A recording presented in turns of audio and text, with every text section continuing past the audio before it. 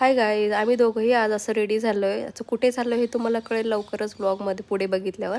So finally आम्ही आलो आहे माझ्या शॉपिंगला आणि खूप दिवस झाले मी माझ्या स्वतःसाठी शॉपिंगच केली नाही. सो म्हटलं चला आता फंक्शन्स वगैरे येतील गणपती, तर त्यासाठी स्वतःसाठी काहीतरी बघूयात ड्रेसेस.